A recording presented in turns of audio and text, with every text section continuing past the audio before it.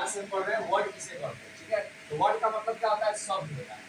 A group of letter which give sense is called word. Word का मतलब क्या होता है कि कुछ अक्षरों का समूह आपस में मिल जाते हैं और हमें कुछ समझ देते हैं। ऐसे तो बहुत सारे वर्ड होते हैं, जैसे मान लीजिए यहाँ पर हमने गिव लिखा है, तो गिव का अगर हम इधर उधर स्पेलिंग कर देंगे तो ये भी हमारा वर्ड होगा, लेकिन इसमें कुछ समझ नहीं होगा, इसी कारण से इसे हम वर्ड नहीं कहते। फॉर एग्जाम्पल देख लो, गिव का मतलब क्या होता है, GIVE का मतलब, गिव मतलब देना होता है। गिव मतलब क्या होता है, देना होता है।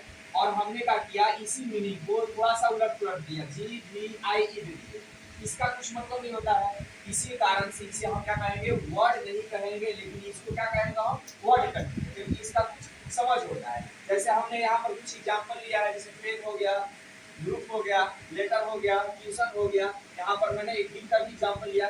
इसी तरीके से आपका बहुत सारा वर्ड हो सकता है, आपके पूरा भरा पड़ा हुआ एग्जाम्पल के तौर पर।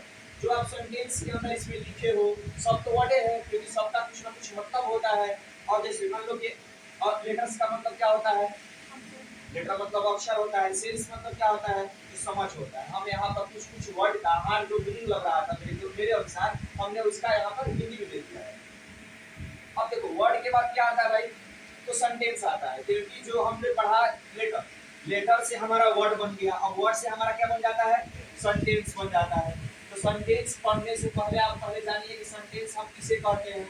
तो जो ग्रुप ऑफ वर्ड्स होगा, पहले हमने लेटर का पढ़ लिया, अब हम क्या पढ़ेंगे, वर्ड का पढ़ेंगे। जब हमारा बहुत सारा वर्ड आपस में मिल जाएगा, मिलने के बाद अगर हमें कुछ समझ लेता है तो उसी को हम क्या कहते हैं, सेंटेंस कहते हैं। जैसे एग्जांपल में लिया है हम क्या, आपका टीच अस इंग्लिश। अब बताओ, ये भी एक वर्ड हो गया, इसका भी कुछ मतलब होता है। टीचर्स का क्या मतलब है, एक टीचर का नाम है। अब देखो टीचर्स का मतलब क्या होता है, पढ़ाना। अस का मतलब क्या होता है, हमें। और इंग्लिश का मतलब क्या होता है, एक सब्जेक्ट का नाम इंग्लिश है। ये सब सारा वर्ड है।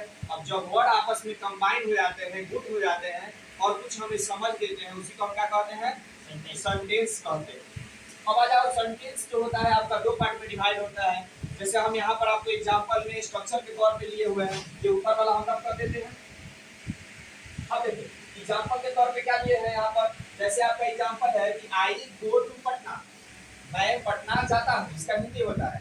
अब देखो इसमें जाने वाला काम कौन कर रहा है, तो आई कर रहे हैं। तो आई मेरा क्या हो गया, सब्जेक्ट हो गया। सब्जेक्ट का हिंदी क्या होता है, सब्जेक्ट का हिंदी आपका कर्ता हो जाता है, ठीक है। इसमें कोई दिक्कत किसी को, चलो आगे देखो।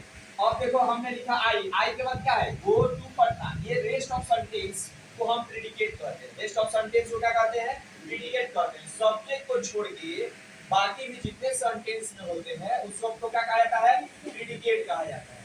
अब हम सब्जेक्ट कैसे पहचान करेंगे, तो सब्जेक्ट पहचान करने का बेहद आसान तरीका होता है कि जो आपका वर्ब है, वर्ब से आप क्वेश्चन पूछ लो। क्या चीज का क्वेश्चन पूछ लेंगे हम, हु का, whom का और what का, ठीक है।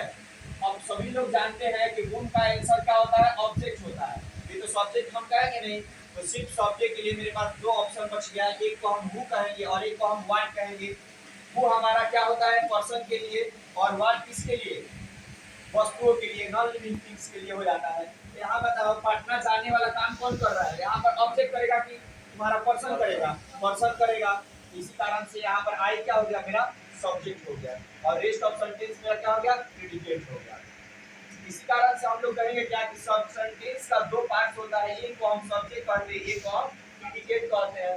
अब बताओ सब्जेक्ट किसे कहते हैं, तो बेहद आसान इसका डेफिनेशन होता है कि doer of action, doer of action, doer of action is called subject. पहचान करने का तरीका क्या होता है, सेंटेंस में जब भी हम हु और व्हाट का आंसर पूछेंगे, इसका अगर आंसर देने वाले को हम क्या कहते हैं, सब्जेक्ट कहते हैं। अब बचा मेरे पास प्रीडिकेट, प्रीडिकेट किसे कहते हैं, द रेस्ट ऑफ सेंटेंस। क्या होता है रेस्ट ऑफ सेंटेंस, रेस्ट का मतलब बाकी सब, द रेस्ट ऑफ सेंटेंस